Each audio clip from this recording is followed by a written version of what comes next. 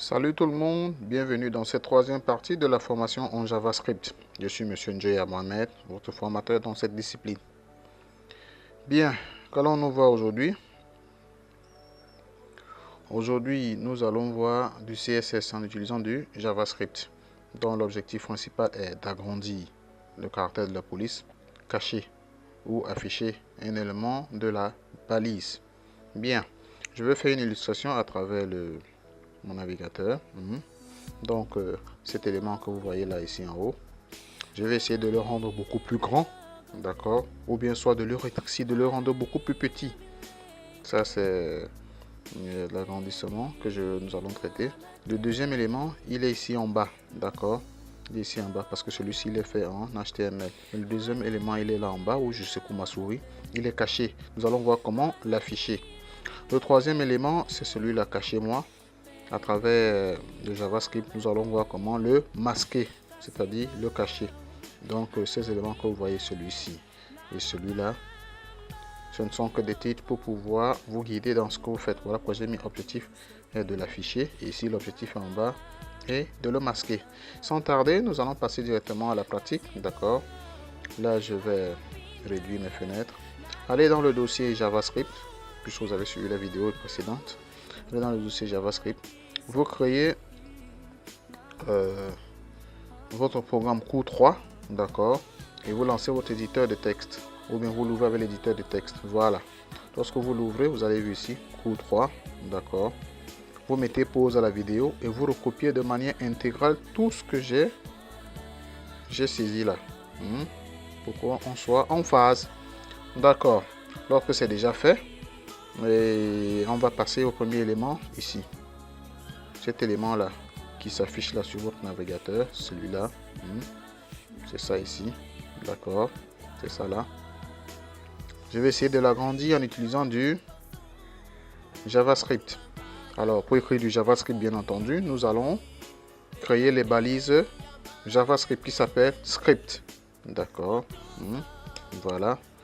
Et à l'intérieur, nous allons mettre le code qui va nous permettre de l'agrandir.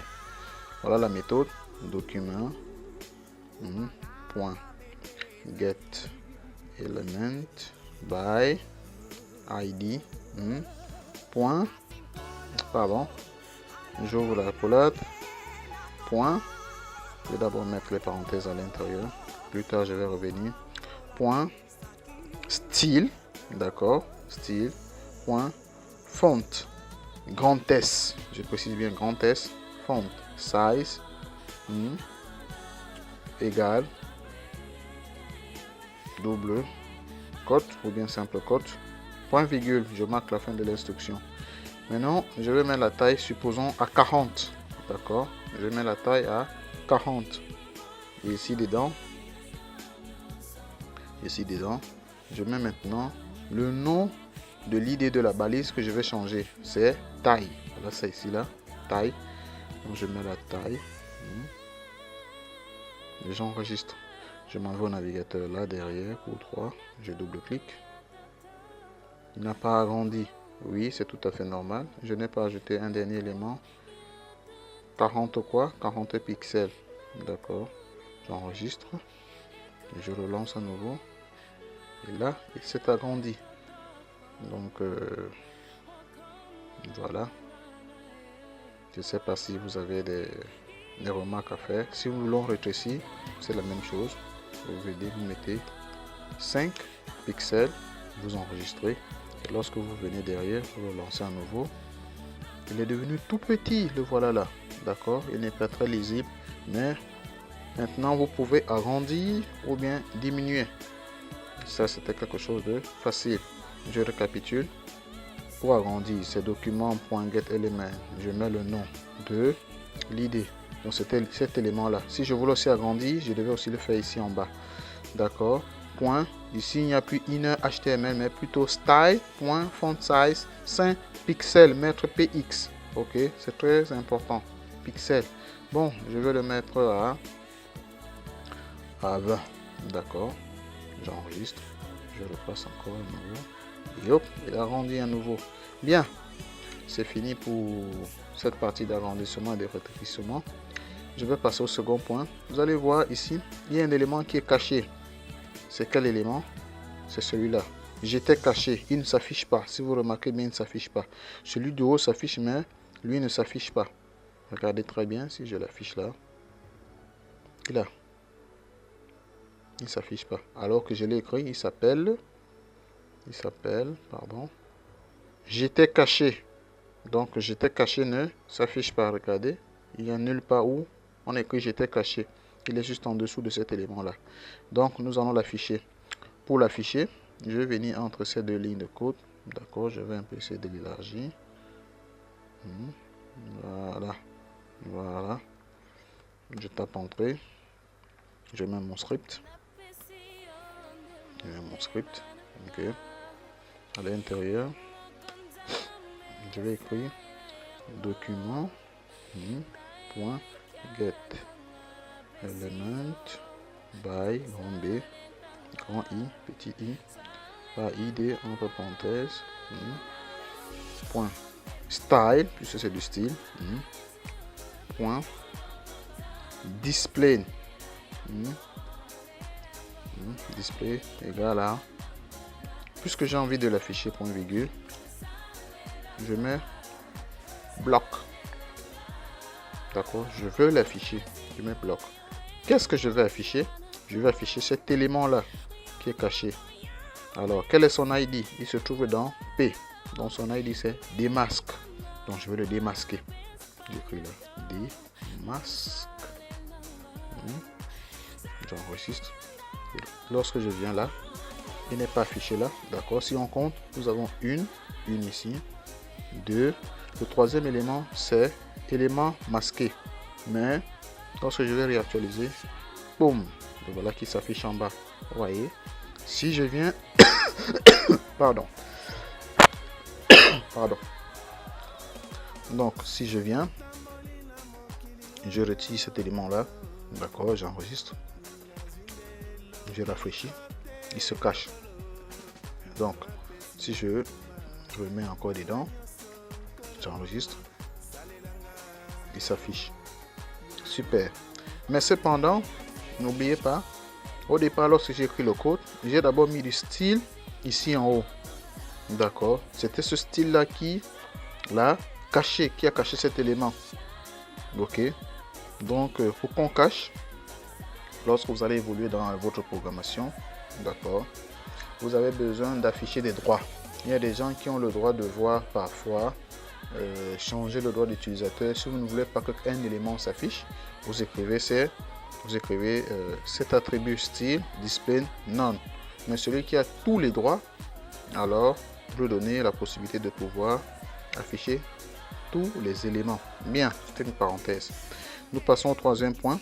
Le troisième point maintenant, c'est de cacher cet élément là, celui-là, c'est de le cacher en utilisant toujours du JavaScript. Alors je viens en bas 2, juste en bas, je crée un autre script. Ok, voilà, script, je viens à l'intérieur, je vais écrire document, comme les autres documents, point get element by id, entre parenthèses, je ne mets rien d'abord, point, comme toujours c'est du style, point, display toujours, puisque c'est lui qui est chargé d'afficher ou de masquer, point virgule, d'accord, et là je mets none, parce que vous avez le macro en haut, j'avais aussi mis none pour cacher, mais c'était écrit plutôt de la façon, c'était écrit plutôt dans une balise et non dans du JavaScript, donc l'écriture, la syntaxe elle est différente, donc voilà. Et maintenant je vais m'attaquer à qui? Je vais m'attaquer à cet élément là, puisque c'est lui que je vais cacher. Rappelez-vous quand on a commencé la vidéo, je vais le cacher, donc je vais cacher l'écriture quand on a dit, comme ici derrière, cachez-moi, donc je vais le cacher. Et ça, quel est son ID? L'attribut ID c'est masque. J'ai mis masque, j'enregistre, et lorsque je vais actualiser, cachez-moi ici là, cachez-moi là, va disparaître, et hop, il a disparu. Donc c'est tout pour cette vidéo. Vous savez agrandir, cacher un élément et masquer un élément. Cependant, je veux aussi faire une petite précision à titre indicatif. Vous devez savoir où vous avez mis les doubles côtes, vous pouvez mettre les simples côtes, d'accord? Les simples côtes, vous pouvez les mettre comme ceci. Je vais essayer de vous montrer. Simples côtes comme ceci, en utilisant l'apostrophe, vous voyez. Tout ça, ça va toujours donner, d'accord? Les simples côtes, c'est la même chose, ok? Même là, vous pouvez mettre des simples côtes, ça ne gêne pas. Je vais vous montrer où il est parfois judicieux d'utiliser aussi des simples côtes à la place des doubles côtes. Mais pour l'instant, ce n'est pas nécessaire. Vous voyez, j'ai mis des simples côtes. Et si j'enregistre, j'exécute mon code, il va toujours donner. Vous voyez, pas de changement. Donc il n'y a pas de crash. Si je viens là, je retire ceci. Et hop, il va réapparaître. Donc le code il est propre. Si je viens ici, je démasque. Il va se cacher. Donc cet élément j'étais caché, va se cacher. Yop, vous voyez. Donc que ce soit les doubles côtes, des simples côtes, je l'ai même précisé là. Voilà ça. En haut, c'est soit les simples côtes, soit les doubles côtes. Voilà, lorsqu'on augmente, on met pixel. Voilà, pixel. Super. Vous avez vu, voilà pourquoi j'ai mis deux simples côtes ici, ou double côte là, simple côte ici, ou double côte, ainsi de suite. C'est tout pour la vidéo d'aujourd'hui. J'espère que vous êtes bien régalé. Si vous n'avez pas bien compris, d'accord, répétez la vidéo plusieurs fois car on dit que la répétition c'est la mère des sciences. Répétez-la plusieurs fois afin de vous imprégner correctement de ces syntaxes JavaScript. Ok, je vais devoir vous quitter, mais d'ici quelques temps, je vais encore vous poster une vidéo très succulente qui va traiter je pense que des variables ou d'autres choses, mais c'est des variables. Ciao, ciao, ciao, et je vous attends encore beaucoup plus nombreux. Au revoir.